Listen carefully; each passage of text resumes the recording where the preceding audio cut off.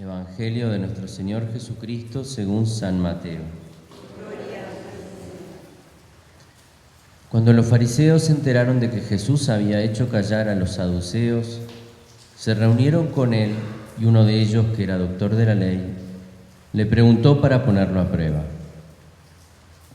Maestro, ¿cuál es el mandamiento más grande de la ley?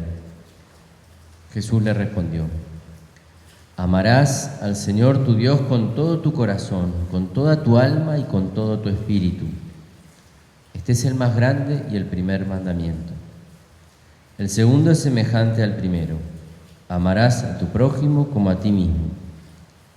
De esos dos mandamientos dependen toda la ley y los profetas. Palabra del Señor.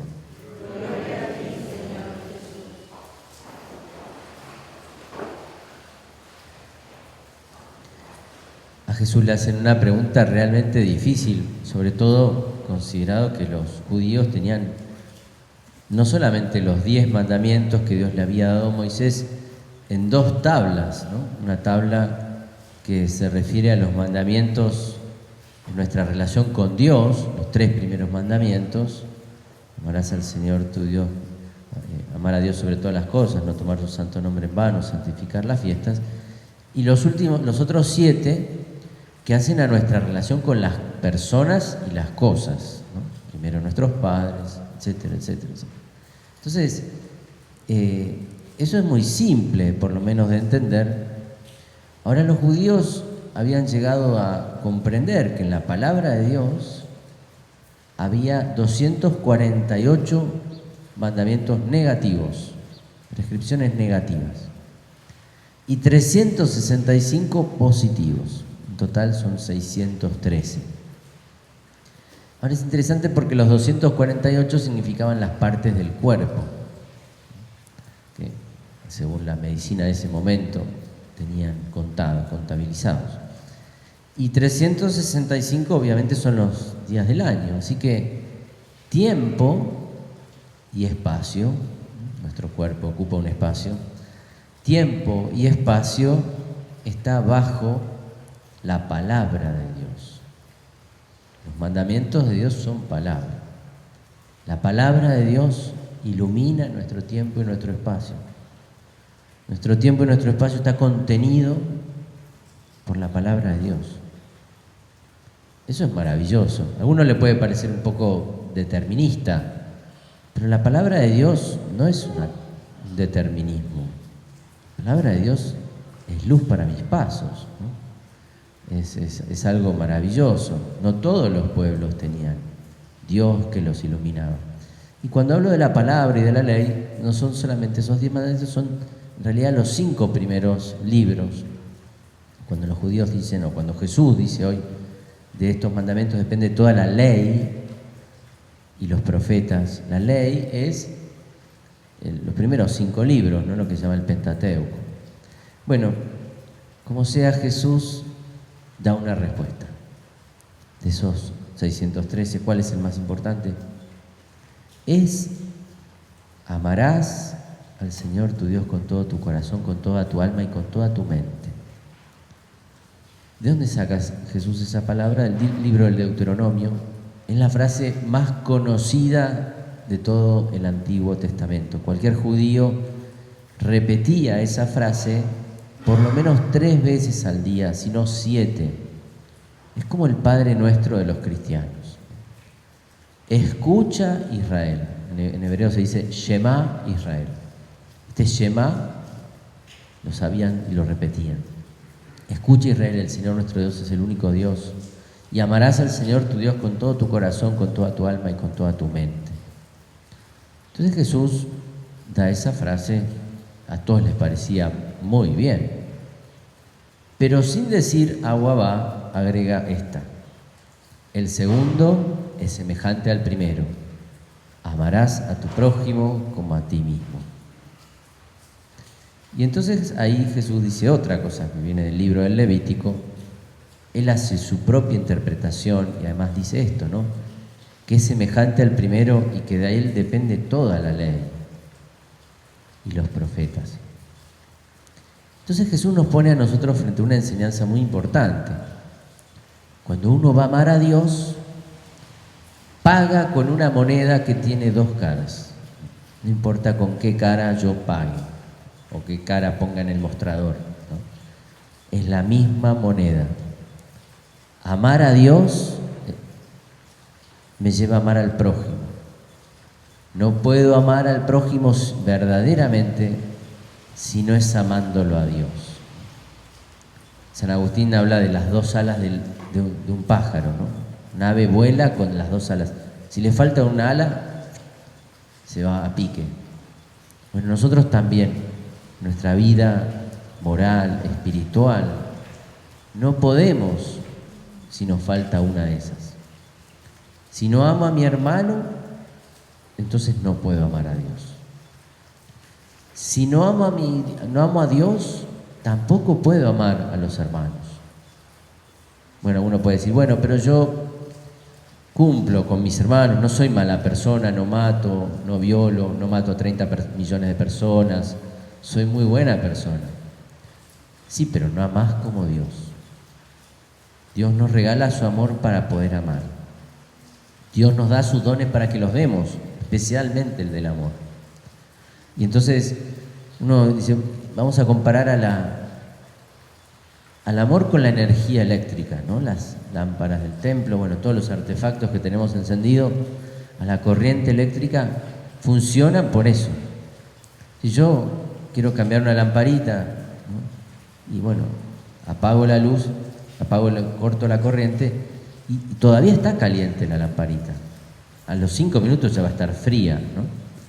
Pero todavía está caliente. Bueno, eso nos pasa también en nuestra vida espiritual. Si yo dejo de amar a Dios, puedo amar a los demás. Sí, todavía está caliente la lamparita, digamos, todavía hay algo, ¿no?, que quedó. Pero eso no alcanza, ¿no? El amor de Dios es una potencia, es fuerte, ¿no? Como decíamos en el Salmo, ¿no? Mi fortaleza. Yo te amo, Señor, mi fortaleza. Y amando a Dios me fortalezco en el amor.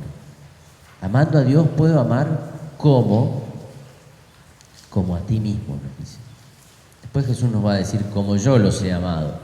Pero amar a Dios como a ti mismo significa que todo lo que yo quiero para mí, todo lo que necesito para mí, todo lo tengo que querer también para el otro. Y eso es difícil. Pero Jesús no nos da un mandamiento que no podemos cumplir, porque Él nos da primero su amor. La traducción que nosotros usamos de la Biblia dice, amarás al Señor con todo tu corazón, con toda tu alma y con todo tu espíritu. Pero en realidad la palabra no es espíritu, la palabra es mente, dianoia, de donde viene nous, inteligencia. Con toda tu mente, con toda tu inteligencia, tenemos que amar a Dios. Y esto es algo interesante en este mundo relativista, ¿no?, que termina siendo sentimentalista, todo depende del sentimiento. Bueno, si yo lo siento, entonces lo voy a hacer. Amar es un sentimiento, no siento amar a esta persona. Jesús nos dice no tiene nada que ver con los sentimientos. El amor no tiene que ver, el amor produce sentimientos, pero no proviene de los sentimientos. Viene de la voluntad, ¿no?, del corazón, de la fuerza, fíjense las palabras que usa, con tu corazón, con tu alma, con tu mente. Pero es importante esto porque nosotros como cristianos tenemos que amar a Dios a quien conocemos. Si no lo conocemos, no lo amamos. Hace unos años las catequistas me hicieron una propuesta para la primera comunión porque habíamos celebrado el día de San Pedro y San Pablo y no había forma de explicarles a los chicos quién era el Papa, ¿no? Era el Papa Benedicto en ese momento. Entonces me dijeron, padre, pero si no lo conocen, no lo pueden amar. Entonces tuvieron una idea magnífica, vamos a escribirle una carta al Papa. Le escribieron, el Papa les contestó y para la comunión les mandó la bendición apostólica. Bueno, fue maravilloso, pero si no lo conocen, no lo pueden amar. Y eso nos pasa a todos nosotros. Lo que no conocemos, no lo amamos. Si yo no conozco a Dios, sí, un poco lo conozco, evidentemente sé quién es, alguna idea tengo, entonces un poco lo voy a amar, pero un poco. Si lo conozco más, lo voy a amar más. Es más, si lo amo más, lo voy a conocer más, ¿no? Eso es algo que se retroalimenta, como los enamorados.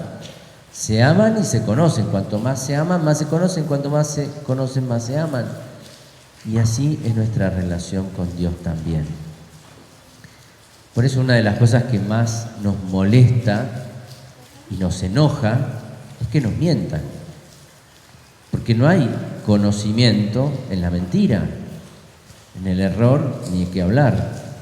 Pero peor es la mentira, porque es un error provocado, ¿no? Con intención. Entonces, tenemos derecho a la verdad. Tenemos derecho a que se nos diga la verdad. A que nuestros padres, maestros y pastores nos enseñen la verdad. Porque sin verdad no hay posibilidad de conversión, sin verdad no hay posibilidad de amar, sin verdad no hay salvación. Porque voy a caer en un agujero, ¿no? Como dice Jesús en el Evangelio de los fariseos, que ellos son ciegos que guían a otros ciegos, van a caer ellos y también el otro. Entonces, eso es importante. A veces nos pasa que escuchamos cosas en la televisión, en el diario, lo que sea, y no sé muy bien, a ver, ¿qué pasó? ¿Cómo es esto de la fe? ¿Qué es lo que dijeron? Nos falta conocer la verdad de Dios. Hay una encíclica muy importante del Papa Benedicto, escribió una sobre la fe, una sobre la esperanza, una sobre la caridad. La encíclica sobre la caridad se llama Caritas in Veritatis, la caridad de la verdad. Es una encíclica sobre doctrina social que realmente, digamos, hay que tener cierto conocimiento de haber leído algunas cosas, por supuesto, no es leer el diario, pero tampoco es tan difícil. Dice algunas cosas muy claras.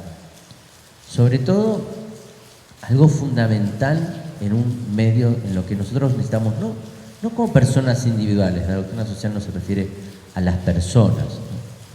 Es decir, sí, se refiere a las personas en una sociedad, ¿no?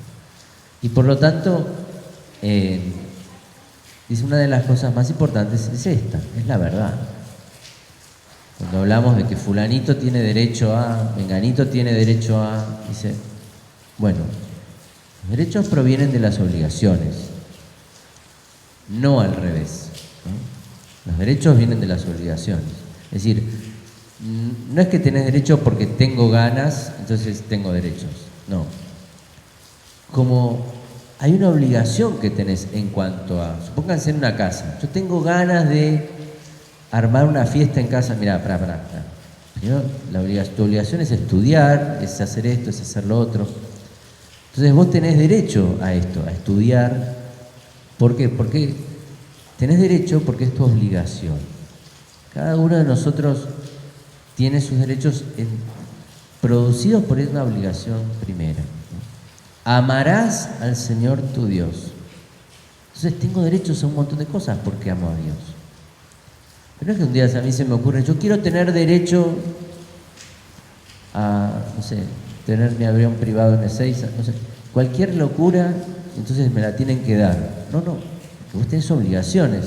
Sos el Padre Juan y tenés que cumplir estas obligaciones. Entonces, tenés derechos que tienen que ver con esas obligaciones, ¿no? Lo que hacen los novios, por ejemplo, ¿no?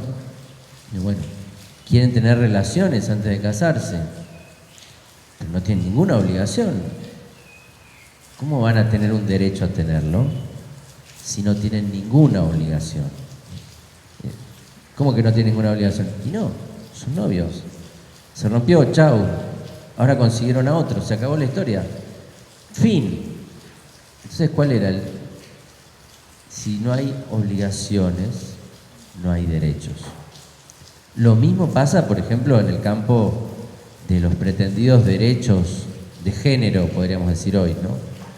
Como algunos los llaman, es decir, matrimonio o unión entre personas del mismo sexo. ¿Hay obligaciones? No. Queremos los derechos. ¿Hay obligaciones? No. No hay ningún obligación. ¿A qué se comprometen? ¿A lo que hace un padre y una madre?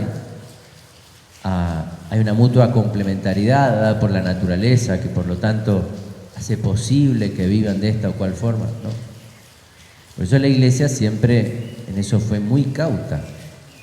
Al mismo tiempo que tiene una pastoral para las personas que sufren la atracción por las personas del mismo sexo y que busca dar respuesta y acompañamiento, también dice, no mintamos, no es lo mismo, ¿no? Y dicen algunos documentos, no se puede bajo ninguna circunstancia, un documento del año 2003, hecho por el cardenal Ratzinger, firmado por el Papa Juan Pablo II, dice que todos los fieles están obligados a oponerse a una legislación que acepte uniones para personas del mismo sexo que puedan ser equiparadas a lo que es un matrimonio. Es decir, lo que significa que no pueden estar juntos y pretender tener derechos por algo por deberes que no tienen. No deberes hacia la otra persona, deberes hacia la sociedad. Porque un matrimonio tiene deberes hacia la sociedad. No solamente que se quieren mucho y se aman y se cuidan, perfecto, maravilloso. Dios los bendiga y así sea siempre. Pero además tienen un deber, por eso hay un juramento, ¿no? Por eso el Estado se hace cargo de ese juramento, porque si no, no hace falta que el Estado se meta en la relación entre dos personas. El Estado se mete porque hay un bien común social que hay que cuidar y hacerse cargo. Ahora, entre dos personas que se quieren unir porque sí, ¿el Estado tiene que hacerse cargo si no van a cumplir un deber en la sociedad? No, eso es lo que dice la Iglesia. Entonces fíjense que la verdad implica la caridad, o mejor dicho, la caridad es decir la verdad. La caridad es mostrar el camino a la verdad. Es decir, por supuesto que la verdad debe unida a la caridad, es decir, no se trata de pegarle a alguien con una idea, ¿no? Con mucho amor le pego un martillazo, no. Lo digo con caridad, pero no puede estar ausente la verdad, tiene que estar allí presente. Bueno, el Señor nos ilumina con su palabra y nos muestra que estas dos alas que nosotros necesitamos para volar al cielo son una tan importante como la otra, y que no podemos separar lo que Dios nos ha unido, que incluye también esa verdad y esa caridad. Por último, una cosa muy importante en este final del año litúrgico, ¿no? Nos estamos acercando por lo menos al final del año litúrgico y quisiéramos que sea el fin del año también en muchas cosas, ¿no? Pero estamos cansados, el cansancio. Tenemos cansancio porque hay protocolos, porque hay que cumplir con esto, con lo otro, porque tenemos un montón de filtros que poner por cada cosa que hacemos y eso nos agota, ¿no? Tenemos que prender el Zoom, tenemos que, no sé, cualquier cantidad de cosas que se nos han agregado y eso cansa. Nos tiene que hacer, tenemos que como recalibrar todas las cosas en el amor, en el amor. Tenemos que volver a amar, volver a pedirle a Dios el don de su caridad, de su amor. Que con amor hagamos todas las cosas. San Juan de la Cruz, este místico y poeta del siglo XVI, decía, el amor, el que ama, no cansa ni se cansa. El que ama no cansa a los demás, no es un pesado, ¿no? Al revés. Bueno, puede ser que por su personalidad o sea así o asá, pero es alguien que tiene intención movida de amor. Tiene una forma muy especial, que es el amor. El que ama, ama de otra forma. El que ama con el amor de Dios, ama con otra forma, de otra manera. no cansa a los demás y además no se cansa. El amor de Dios provoca alegría,